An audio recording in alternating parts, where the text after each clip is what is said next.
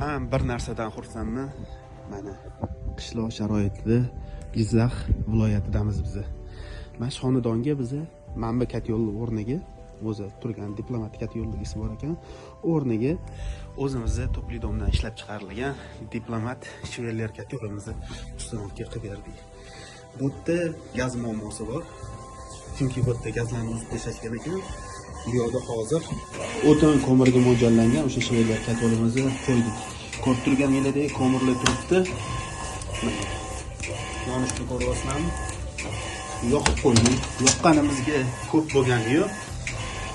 Padacha уже 7 minutda qo'lni ushlab bo'lmaydigan darajaga olib keldi. Shunchalik bizani xalqqa foydamiz tegayotgandan men xursandman. Chunki mana shu katyolni o'zim tepasida turib ispitani qilaman.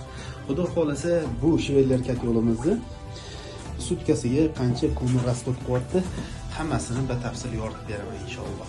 Tepasiga bu universal katyolimiz bo'ladi. Elektr tengi ham mo'ljallangan. Agar mabodo gaz bo'lib qoladigan bo'lsa, gazni ham ishlatsa bo'ladi. Eshigini ochib qo'yib, garelka qo'yilsa bo'ldi. Shunda bu katyol propan gazda ham ishlayveradi. Qisqasi, universal katyol kerak bo'lsa, bilasizlar kimga murojaat qilish kerakligini, bemalol To'plidomga murojaat qilib, mana shunaqa samotok sistemadagi katyollar xarid qilsanglar bo'ladi.